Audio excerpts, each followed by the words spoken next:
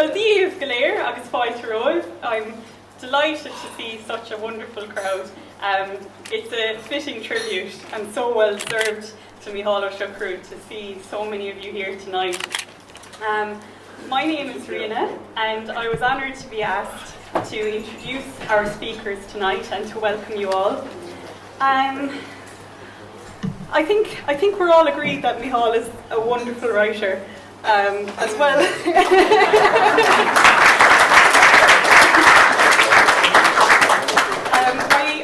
I read the book in Irish last year, and I was extremely impressed by it. The imagery is so rich and poetic. It's a beautiful story. It's very, very moving. And it wasn't just me who thought so. The adjudicators at Oireachtas na Gaeilge agreed with me too. It's one of the most prestigious platforms for the Irish language and singing and literature here in Ireland. And they awarded it the saothair próis na bliana. So that's quite an achievement. And fitting recognition.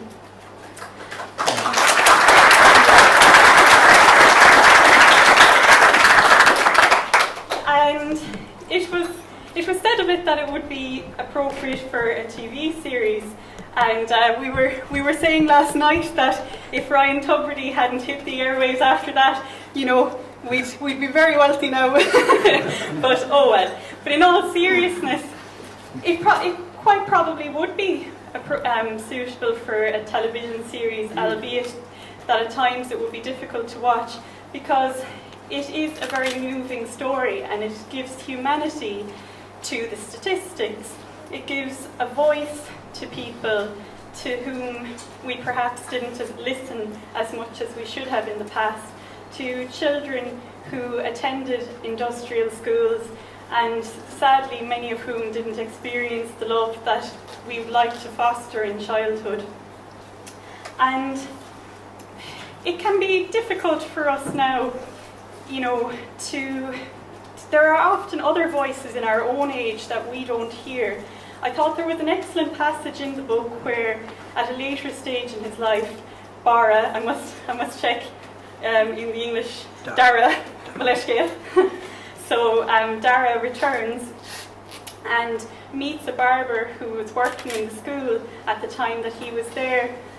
And the barber acknowledges that he was remiss in not acknowledging and admitting his suspicions and tackling the issues at hand at the time. And it was simply protecting his own family and the busyness of everyday life. And that's true for all of us. There can be a cacophony of voices at times, so many pressing social issues, and it's overwhelming. So we need people to inspire us. And I think it's given me great pleasure tonight to be introducing three people whom I think definitely do that. We have Michael, who has the creativity and the talent to give voice to victims of social injustice in this case. We have Dominic Taylor, the managing editor of Limerick Writers' Centre, who fosters such creativity. And we have Jim McNamara, who does many things on a practical level. For example, he had the vision in 1991 to establish the Organic College in Drumculliher, and that's tackling social issues of our time, one of the most pressing ones, the environmental issues. So I'm going to stop talking and I'm going to welcome Dominic Taylor, as I mentioned, managing editor at the Limerick Writers' Centre, a non-profit organisation established in 2008 to support and promote writers from or living in Limerick. Martin, come meet Bula Busta.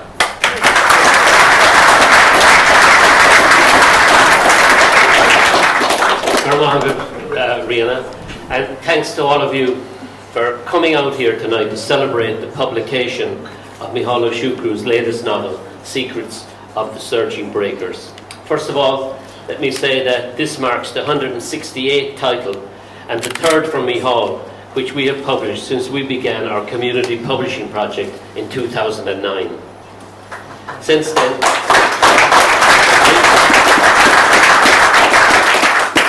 Since then, we've been stirring the pot, in the literary pot, in Limerick, spicing up the scene with books and ideas that resonate locally and we hope further afield. Our main goal at the Limerick Writer Centre has to build a community fostered on exploring literature, storytelling, personal growth, and the powerful impact of publishing.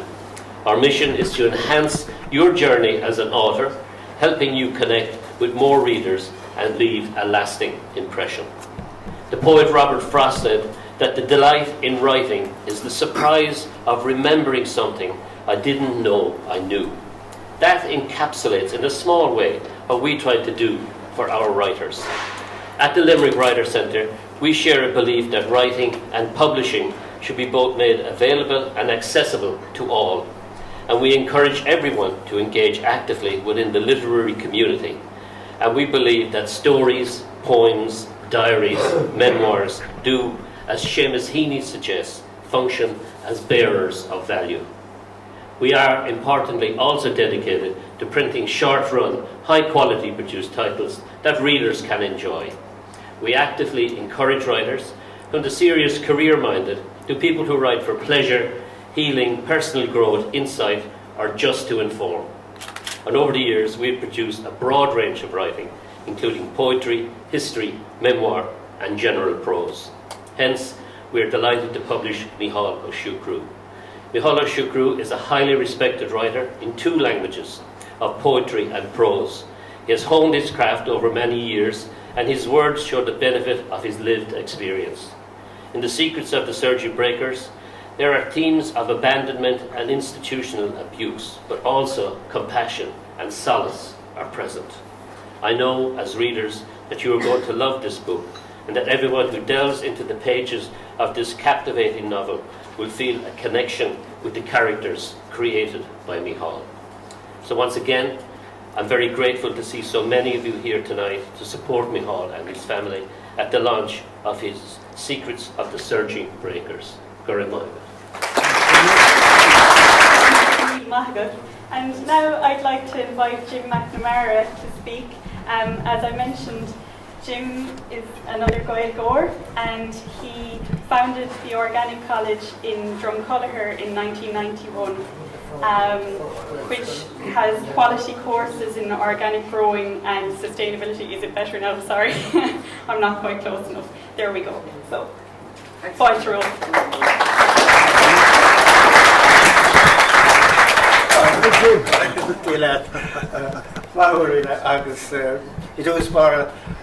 Cúis áthas bheith anseo I Castleconnel gonaigh na blianta fada well timpeall 5 bliain ó shin bhí mise agus an fearr seo ag trabha le chéile anseo idir déagóirí agus Tishmahori, we were working here together in the 1970s. About 50 years ago. It's not. It's only 50 years ago. Anyway, we did learn a little bit about the mind of the Déagóirí. And God, we were a bit green, I suppose, the 2 of us at the time. So, Comhgairdeas, will inform all right? Can you hear us? Okay. Yeah. You're all right, David. So we both share the joys of walking by the Shannon and the classrooms and the moods and the troubles of teenagers, boys and girls. And I'm delighted there's some of them here tonight. And, you know, they changed a little bit, but I can see the same spirit in the eyes of teenagers who are now in their middle years, I suppose. Middle years. Anyway, cúis bheith anseo agus cúis fearáthas fad bheith ag dailá leis an leabhar. This is the joy of to be here and sharing a moment of celebration of Michael's work, because you know, Michael is gifted in that he comes from the tubber, the well of not just the Gaeilge itself, but the power of the Farraga and the waves in Ballinskellig, you know, the Cóca Múra. And the Cóca Múra, of course, has led to the Secrets of the Surgery Breakers, which is in itself a surging story. So I suppose, looking back on it, Micheál has had, like myself, something like 4 decades of listening to teenagers, understanding the mind, the complicated world of what it is like to be young, to be vulnerable, and to be eronimal as well, on the edge. And the great gift of this book, which will delight people, is that you can tread on that very, very fragile and challenging and mean and violent past, and you can still, if you hold your own, if you meet decent people on the way, if you meet strangers who are kind to you, you can actually rise. So it's a story of resilience as well, of rising, but also of reflecting. And this is what really took me in the book. There's some beautiful passages here, Micheál. It's probably old hat to you now at this stage. Right away. I have to share one because I remember walking down by the Shannon here with kids, and we used to do a little garden and everything when we were teenagers, and Micheál was teaching all sorts of subjects, and we were in a small little school down the road run by the VEC, and Micheál and I shared here with the convent. This was a convent, yeah. And it was, yeah. And we had a little garden outside, and I remember a very, very supportive, talking about mentors and education. There's been some key people, I'm sure, on your own journey here, everybody who's here tonight, met somebody along the way who was a key kind of a guide and a mentor. There was a principal in charge here, her name was Placida, Sister Placida. Now, she wasn't placid by any means, but she really mentored the likes of us, new green, people coming in to teach, and we'd be forever grateful for that. But the garden, anyway, is a feature of this book, and in the midst of the darkness of this young man's journey, he meets this person who is called Brother Nature. And Brother Nature is really the saviour. And I just read one little passage, if I may, from Brother Nature. Brother Nature, well, they never cease to be amazed at Brother Nature's love of the soil and his unwaning enthusiasm for his work. Each springtime, his heart would lift at the sight of germination. Just as spring is coming now, thank heavens, eventually. He was gentle and careful with everything he touched. The seedlings were his infants, nestled in the earthen blankets in little trays. He sensed their vulnerability, their total dependence on him for their very existence as he moved among them in the greenhouse, where the dank freshness of clay mingled with the dry smell of a gurgling paraffin heater. This is Brother Nature, who is the oasis for this young child.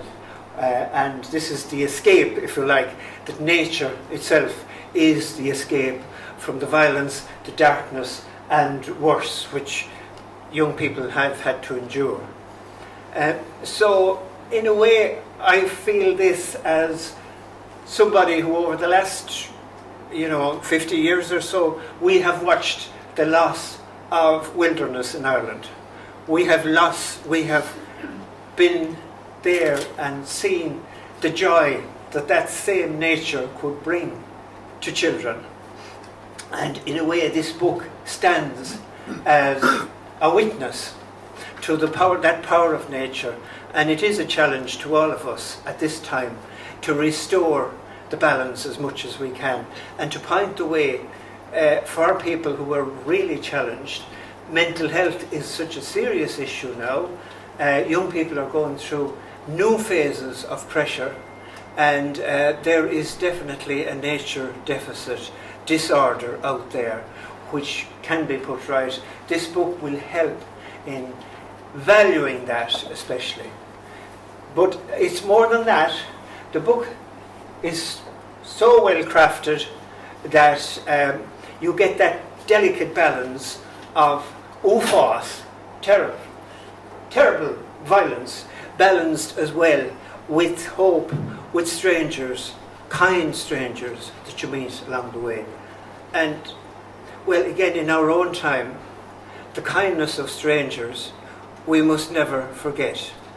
We as a people, we reached out, we had to travel around the world, and, you know, our brothers and sisters survived on the kindness of strangers in other lands. And we are challenged now in our own land to meet strangers and to show that very same kindness which is shown to Dara here, at great risk indeed to the people who showed the kindness, but it is the beam of light. So in a way the book is an appeal for me for a more kind society, a more friendly society, and especially to build all of us that kind of global sense that there are nation boundaries, but in the end there are people who have huge issues to deal with, and these issues don't respect nationalities or boundaries. So it is that appeal that stands out very, very much in it as well. There are so many other features in this book that are covered, and I can't possibly touch on only the ones which sort of jumped out at me as a reader. I think the cool for it, the background to it, the richness of the Gaeilge comes out in the English as well, in the phraseology, in the sort of connection. The other big connection, of course, is the breakers themselves. This power of the Farraga. Now, I mean, none of us, we're on an island, for God's sake. I mean, we've been to the sea. We do go to Ballybunion occasionally, even in the winter, and we go to West Clare, and, you know, there was a tradition when I was growing up here around Newport that you go to Kilkee or Listowne Varna was the place to go. But there was reasons why our ancestors and our elders went to the Farraga, and I think that comes out very, very strongly, that you get the fuishnov, as we call it, as Gaeilge. You get that power of the rising waves, how that can somehow switch off the noise in the head, and that combination of the power of the sea, the power of the plants, the power of decent people coming and just holding out the hand of friendship. That is really the essence of this book for me. I think, you know, coming from Ballinskellig Vihil, better not any into Fain Esho go Humlan, but you know, there is that connection which you know, it has been said that if you live and have contact with the sea, you may add about 7 years to your life. This is international studies that people who do that, and we always get reminded in the middle of winter when it's raining that, oh my God, I should be getting the salt in my face somehow or other. But that is another affirmation in the book, to be out there, to connect. And I think Mihal's connection with Ballinskellig, with Skellig Vihil itself, this rock which sticks up. I mean, Star Wars is a recent event, but this is the parent material which formed the soil. These are the rocks from which we got living soil, which gives us food, and which helped the whole evolution of humanity came from these rocks. And in a way, I see Skellig jumping out at us. Skellig, the parent that was lost, and the parent that we can re-find in our own time. There was a lovely phrase, as Gaeilge, Eist le glór na habhain is geobhfar breac. And growing up inland, close to a river which joins the Shannon, we used to think, yeah, listen to the sound of the Mulcair, was in Mulcair's, and you'll get a trout, and sometimes some people got a salmon as well. Now, the salmon are a bit scarce nowadays, but I do remember being out here with kids, and every child in 74 knew how to fish in the Shannon here. But they knew it intimately. So, Eist le glór na habhain agus geobhfar breac, Eist le glór na farracha agus geobhfar solas. So, Vihil, I think you found the breac. There's a trout in here somewhere, and Comhgairdeas Duts agus Joan agus don clown galéir, and well done. I do believe this will be on the scanán because, as Dominic says earlier, writers tell stories. We are all storytellers. Good films tell stories. Good films often depend on the written word, don't they? The script. And there's a fundamental here to widen this story out. My hope is that this will be shared by a wider generation. Do pick up a copy of it tonight, because I know that it will be out of print fairly soon. And if you have the patience to get a copy of Na Cuecha Mora, a few of those around still, Michal? No, we should go there. Yeah, I can get them. They can be found. They can be found. Anyway, Comhgairdeas Michael, agus Wintana Vasanita. Enjoy the evening, everybody. Delighted to be back in Castleconnel. With Michael Ó Siochrú. It's a great pleasure to where he's on to welcome him here. I think for any of us who have read some of his books in the past, it's always a very welcome announcement when we hear that another one has come on the scene, because, as I said, the wealth of language in them is just so beautiful, and as Jim and Dominic have acknowledged as well, they're just powerful stories, and a reminder of the healing power of kindness and nature as well. So, Curmish Paul to Rimish, Curmish Magat.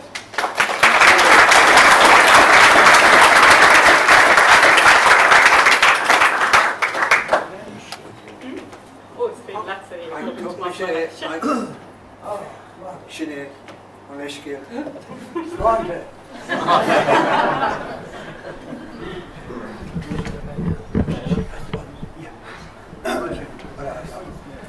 Yes, good evening, very much.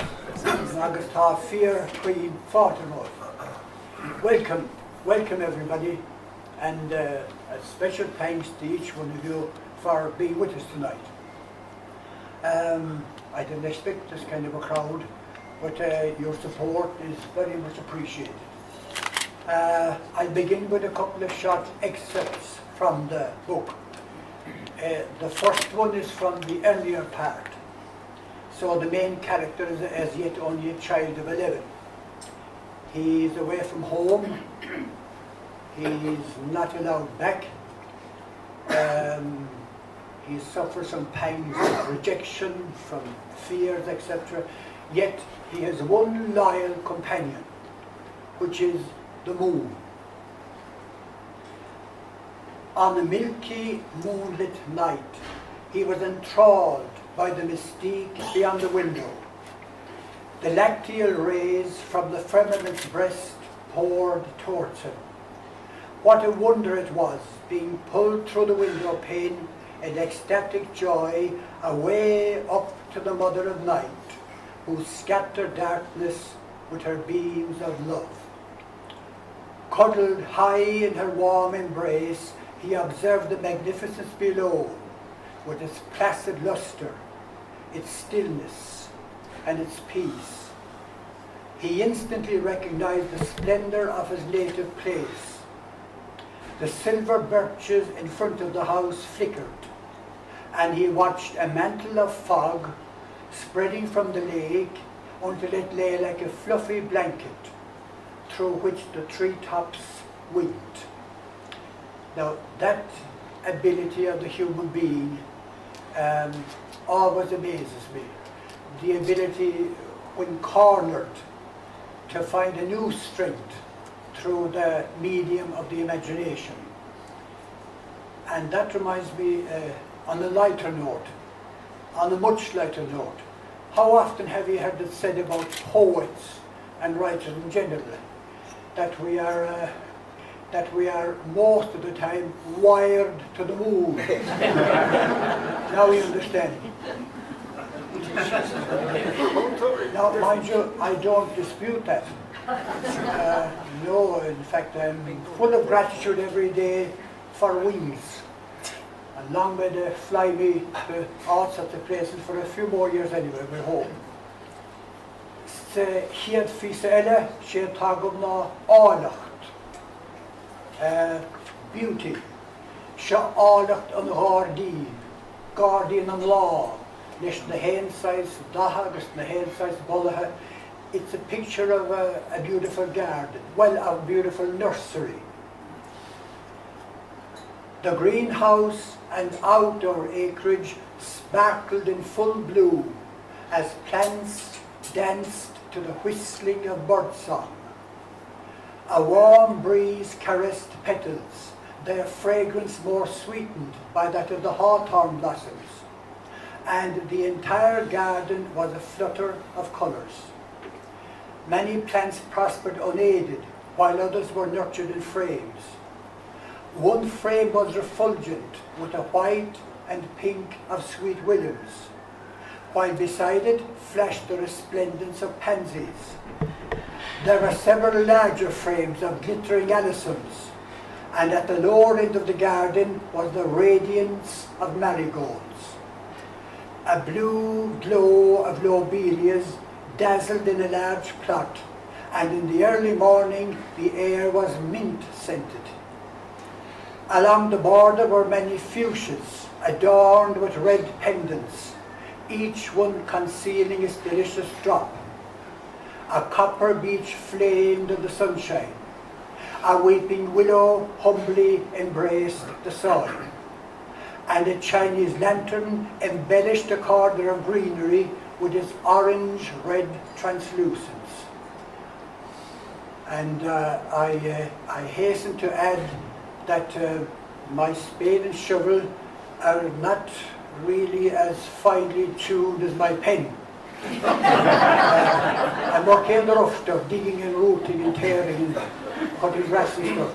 But when it comes to the expertise, it is my partner who has the green fingers, well ingrained in her DNA. That splendour of nature and music of nature are prevalent throughout a lot of the book, here and abroad, because about half the book is located abroad.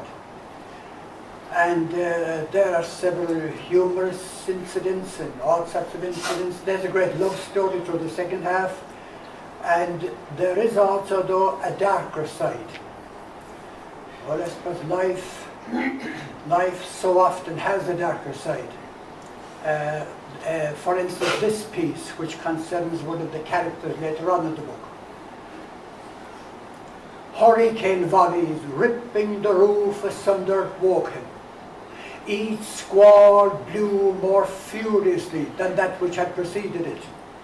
Slates flew through the night, rafters and masonry were flattened to rubble, and terror struck at the bone's marrow.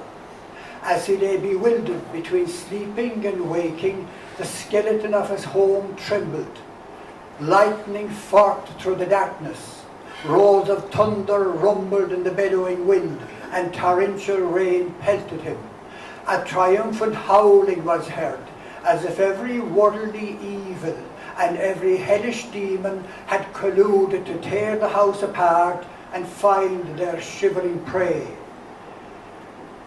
When he awoke again, no wind was heard. Yet he was certain it hadn't been a dream. He was petrified. There were cold droplets on his lower back, and he panicked as a nauseating smell indicated that these were much more than beads of perspiration. Just a nightmare, he thought wistfully. He tried to scream, but nothing was heard except an implosion. Now that piece is terror, horror, life-changing horror. But this is it. The darker side is always lurking somewhere, isn't it? It's as if it's interwoven, I suppose, through our trajectory through life, not much we can do about it, except, I suppose, to treasure a bit more of the good days we have. And with a title like this, before I finish, I must pay a visit to the sea. I must go down to the sea again, to the lonely sea in the sky. And all I ask is a tall ship and a star to steer her by. The great English poet John Masefield. I was born and reared in Castleconnel in South Kerry, 4 or 5 fields away, 4 or 5 small fields away from the sea. So as far as I can remember, the roll of the tide and the pounding of the waves on the strand has been not just in my ears, but across my very being, across my soul. And no matter how far away I wander from the sea, I can still hear its music pulsating through me, so to speak. And that's a bit like the story about Yeats. You probably heard that one, did you? When Yeats stopped one day to look at the shop window in Fleet Street in central London. Inside the window he saw a little ornament with a water jet. And as he stared at the tiny little trickle of water, he could instantly hear lake water lapping with low songs by the shore, back in his beloved Lough Gill in Sligo. And he immediately began writing what is, I think, one of the simplest poems ever written, and yet one of the most beautiful. Can I have a drop of water again? Slaughter who was cáirde Eist.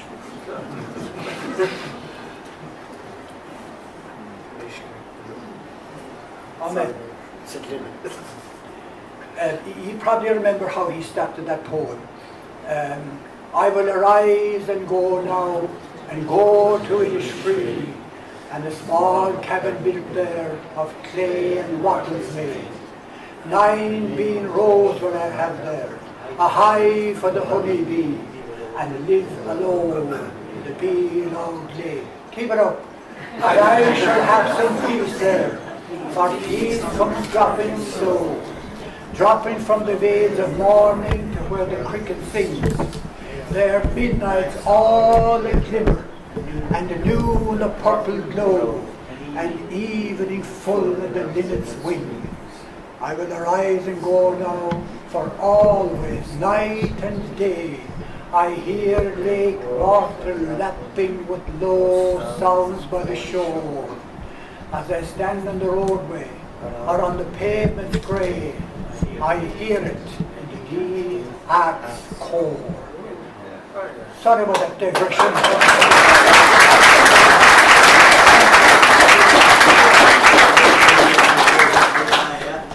So the moon isn't the only place I get carried off to. anyway, I'm back again. This is a piece about the sea on a rough, blustery day in winter. And in the novel, it's the 70s. It's the late 1970s. And at this point, the main character of the story is not in great shape mentally. He's devastated. First we must remember, of course, that in those days, if you were not in great shape mentally, the tacit rule was silence. Keep quiet about that. Taboo subject and all that kind of stuff. He is devastated by a cruel disappointment, which sinks him into an abyss of depression and bitterness and resentment and fears and darkness and zero self-esteem and all things negative are churning furiously within him. And in desperation, he flees down to the shore. Down on the strand he was hit by the power of the winter tide. The huge swell surged towards him, and then hissed out to sea. Seaweed studded with gravel lay strewn along the sand. Monstrous breakers towered high in the air, their foam screaming fury as he stared and wondered. A turbulence, a fierceness, a rage hollered from the deep onto the tide's edge and all along the shore. He stood transfixed at the centre of the mayhem. From the protuberance of his anger, the breakers burst. From his vengeful craze, the swell bellowed, and gusts tore from his mental turmoil. With claws flapping in the buffeting winds, he learned invaluable lessons. The might of the elements, and the reality of his own place in the scheme of things. And I better stop before I go off the Fleet Street and the moon and all that. I better hang around. When my novel Comhgairdeas got that Oireachtas accolade 3 years ago, there were suggestions for an English version, and I didn't feel up to laying into another novel, quite honestly. But then our daughter Siobhán made an offer. She told me if I wrote the English version with my biros and A4s, as I always do, that she'd look after all the computer work. And that changed my mind. And when I'd finished, she wanted Trojan work. Hours and hours and hours and hours of it. And several proofreadings after. I'm very indebted to her, and without her I know that this wouldn't be here at all. And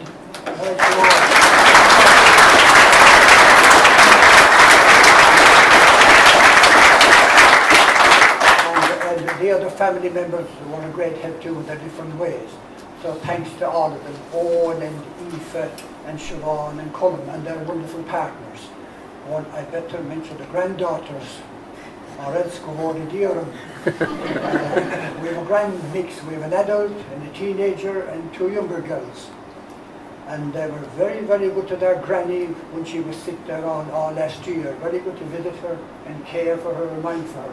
Very, very loving people. I draw a lot of encouragement from children, especially from our own like that. And so, Gorbeen Mahagav Cuiva, agus Jenny, agus Kate, agus Emma. Thanks very much.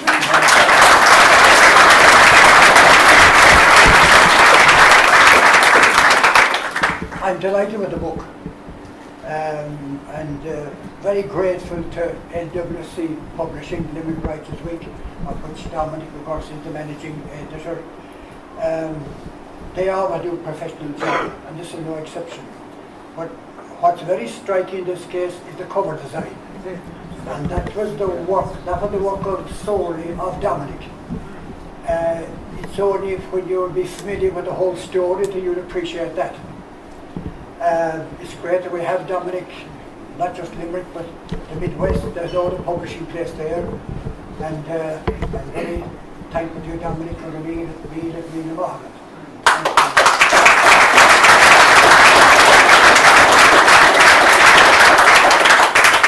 And to all those who help you, my namesake Sheila, and Tom, and Marion, and so on. I was Rene Rene Ní Curtáin, or Vanish on the Fela. Rene travelled up from University College Cork, where she is a highly esteemed lecturer in Gaeilge, and she came up to do vanity to keep a bit of order, in case any of my old students get a bit rowdy. They shouldn't get us there. So Rene, Tom on the way up a fadiet, Asach the Velin, Asach the Chudielov, and it's going to Father Boone, Exehro, in Got Navegaho. And very Father Rene.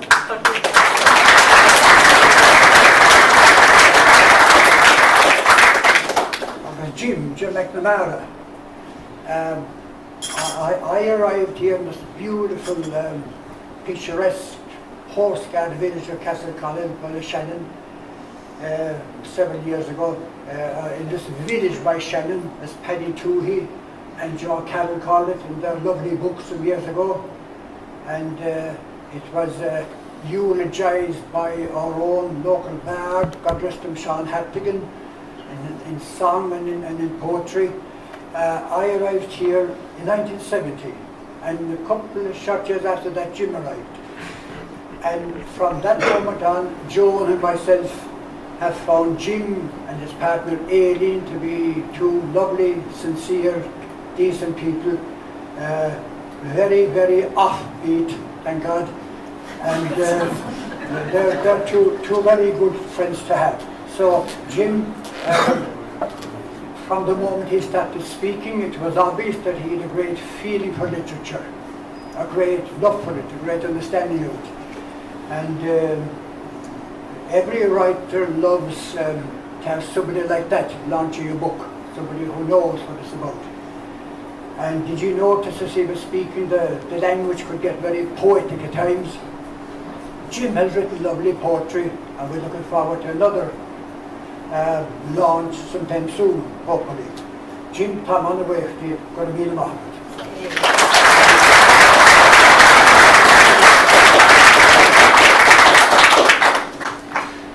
And there's another old friend of mine here, and we'll go back well over 50 years at this stage. Michael Ó Siochrú, or on Tair, or on Monsignor, Michael in the school. Michael, a very accomplished poet, published in 2 languages, Gaelic and Spanish, and the most erudite scholar in several languages. I've no idea how many. Michael showed up in everything literary. It wouldn't be held without Michael. But I know he'd make a very big effort tonight, going to be involved. He came with the help of his 2 young friends, Eamon and his wife Mary. He came out from Milford Care Centre to be with us. Agus is mór gom to bheith in the híl, ní bheith ein seola lálam sa omláin got to the hound, is mór or mass agoniab, agus mass na ví to dín eile. Gur mágat mi há.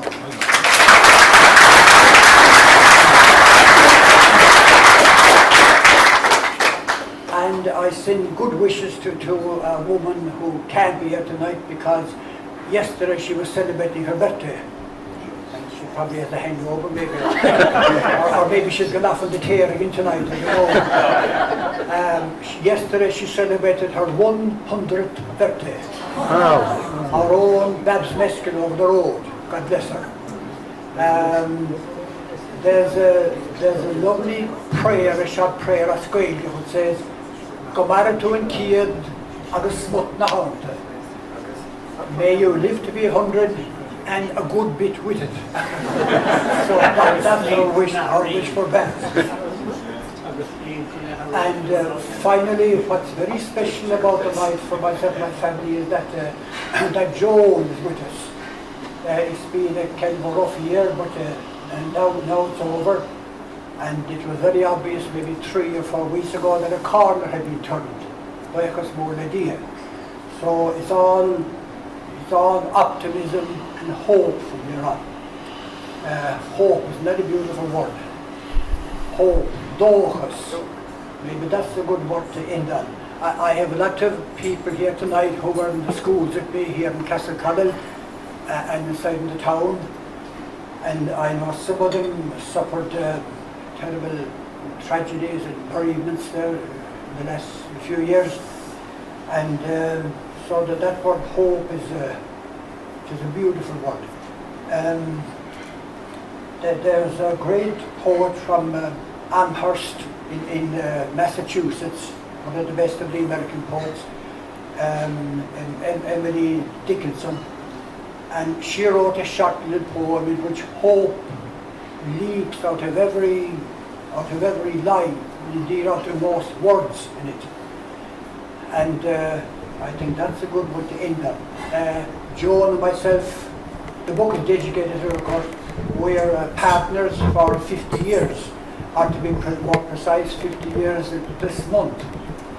And we'll knock a couple of more decades out of it.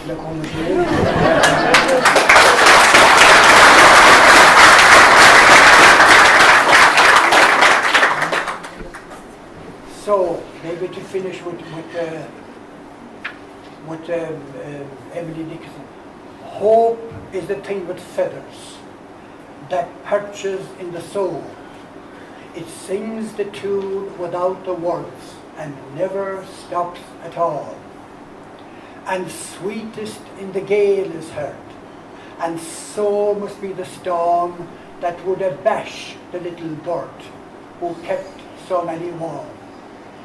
I hear it, I've heard it in the chillest land and on the strangest sea, but never in extremity it asked a crumb of me. She likens hope to a songbird that perches within us and remains there, never, ever, ever leaves. And the louder the storms and outside, the sweeter the songbird sings. So even when we can't find or see, it still remains with us, to the lovely positive thing. On that note, Comhgairdeas Michael, good evening.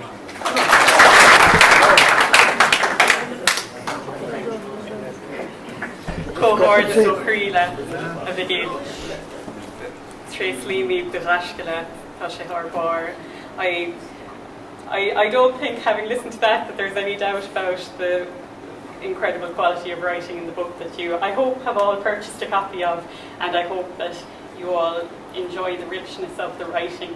And with that, I think there's nothing left to say other than to thank Micheál Gurb Níl Míle Maithagah agus Gurb Níl Maithagah se cáirde.